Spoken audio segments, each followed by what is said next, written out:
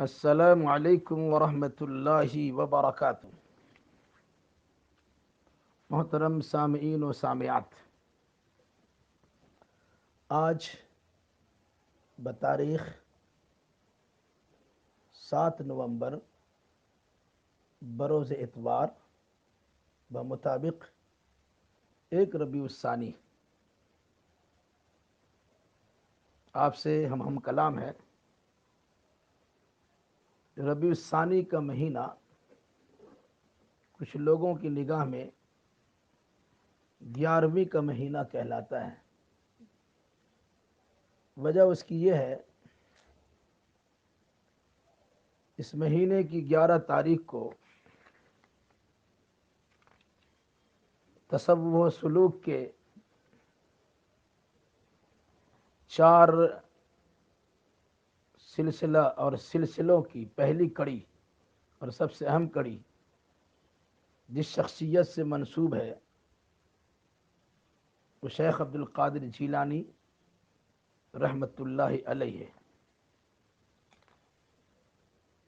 ان کی ولادت چونکہ 11 ربیع الثانی کو بتلایا جاتا ہے،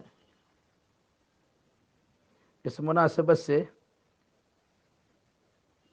اس مہینے کو 11ویں کا مہینہ کہا جاتا ہے۔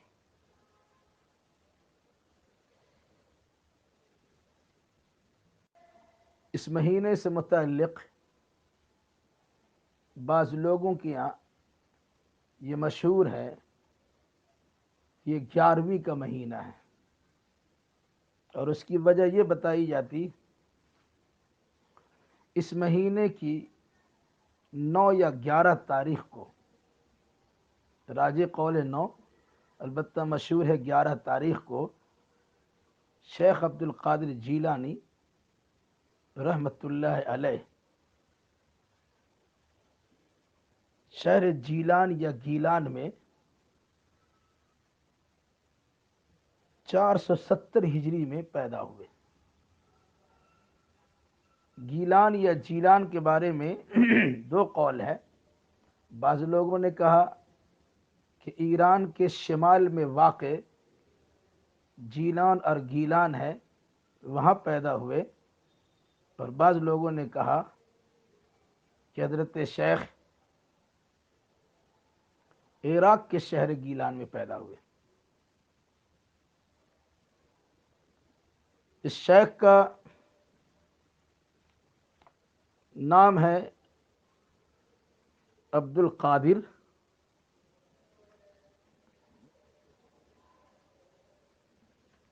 کنیت ہے ابو محمد، لقب ہے محی الدین، اور بہت سے لوگوں نے مشہور کیا ہے غوث الاعظم، دستگیر اور پیران پیر۔ ان کی وفات ہوئی ہے 560 یا 61 ہجری میں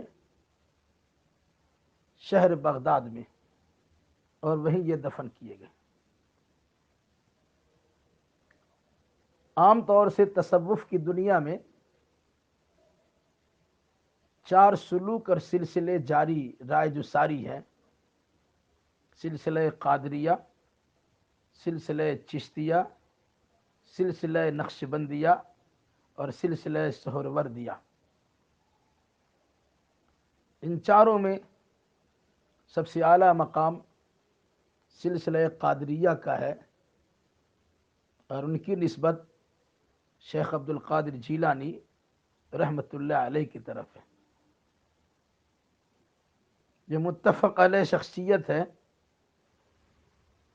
جنہیں تقریباً ہر مکتبہ فکر کے لوگ اللہ کے ولی مانتے اور یقین کرتے ہیں۔ اس شیخ عبد القادر جیلانی رحمۃ اللہ علیہ سے متعلق بہت ساری باتیں غلط فہمیوں کی شکل میں عوام و خواص میں پھیلی ہوئی ہیں۔ میں مناسب سمجھتا ہوں کس مہینے میں ان کی ولادت باسعادت ہوئی ہے، اور پھر اسی مہینے میں ان کی وفات بھی ہوئی ہے۔ انہوں نے زندگی میں دنیاوی زندگی کے 90 بہار دیکھے ہیں، 90 سال کی عمر انہوں نے پائی ہے۔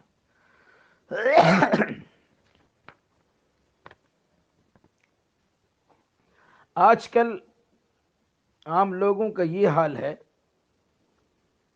کہ جب کوئی کسی کا عقیدت مند ہو جاتا ہے تو اس کی ساری باتیں اس کی نگاہ میں قابل تقلید ہوتی ہیں، اور ان کے علاوہ دوسروں کی باتیں چاہے جتنی بھی اہم ہو انہیں اہمیت نہیں دی جاتی ہے، الا یہ کہ کوئی اور دوسرا مقصد کار فرما ہو۔ جبکہ ولایت کی دنیا میں بڑے پیران پیر شیخ عبد القادر جیلانی رحمۃ اللہ علیہ کا مقام و منصب تو مسلم اور متفق علیہ ہے۔ یہی وجہ ہے کہ ان کی تعظیم میں غلو اور تکریم میں حد سے تجاوز کا رجحان زبردست پایا جاتا ہے۔ حالانکہ اگر ان کی تصنیفات و مقالات کا مطالعہ کیا جائے تو روز روشن کی طرح یہ عیاں ہو جائے گا کہ بڑے پیر شیخ عبد القادر جیلانی رحمۃ اللہ علیہ کا صرف نام لیا جاتا ہے، لیکن ان کی تحریروں سے دور کا بھی واسطہ نہیں ہے، اور ان کی تصانیف یا تصنیفات و مقالات سے کوئی سروکار ہی نہیں ہے۔ اکثر و بیشتر لوگ تو ان کی طرف انتساب کرنے میں فخر محسوس کرتے ہیں، لیکن ان کی تحریروں سے انہیں کوئی دلچسپی نہیں ہوتی ہے۔ سرسری مطالعہ کے دوران کچھ ایسے اسباق ہمیں ملے جو یقیناً عقیدہ و عمل کی اصلاح کے لیے از حد ضروری ہے۔ سر دست ان اسباق کا ایک آئینہ ہم دکھا کر اپنے قارئین و سامعین سے گزارش کرتے ہیں کہ براہ کرم موصوف کو ان کی تحریروں کی روشنی میں دیکھا جائے۔ فی الحال میری ذاتی لائبریری میں حضرت شیخ کی 3 شہرۂ آفاق تصانیف موجود ہے: غنیۃ الطالبین، الفتح الربانی اور فتوح الغیب۔ بحمد اللہ غنیۃ الطالبین کے 3 ترجمے میرے پاس دستیاب ہیں۔ ویسے میں نے ان تراجم کا تقابلی جائزہ لینے کے بعد امان اللہ خان ارمان سرحدی کا ترجمہ نقل کیا ہے، البتہ کہیں کہیں شمس بریلوی کا ترجمہ بھی درج کیا ہے، لہذا حوالہ کے لیے سرحدی صاحب کے ترجمہ ہی کا اہتمام کیا گیا ہے۔ شرک و بدعت کی تردید اور قرآن و حدیث کی تائید میں حضرت شیخ کے مختصر بیانات کو پڑھ کر شرک و بدعت سے تائب ہونے اور کتاب و سنت کا پابند بننے کی آپ تمام بھائی بہنوں سے درخواست ہے۔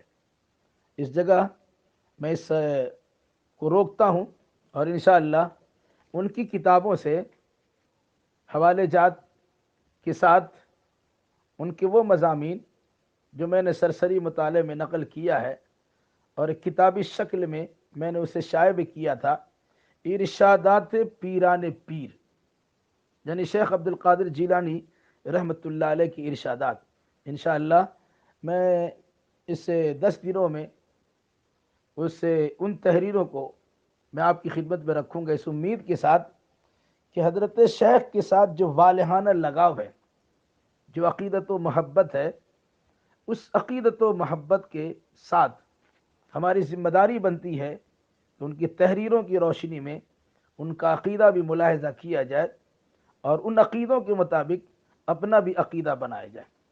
حضرت شیخ کسی کے مقلد نہیں تھے، یہ حضرت امام شافعی اور امام احمد ابن حنبل رحمۃ اللہ علیہ ان دونوں کے فقہ و فتاوی سے فتوے دیا کرتے تھے۔ ان کی تحریروں سے پتہ چلتا ہے پکے متبع سنت اور موحد تھے، لیکن ہم نے انہی کی شخصیت کو اللہ کا شریک ٹھہرا دیا اور ان کے نام سے بہت سارے خرافات ہم نے ایجاد کر لیے۔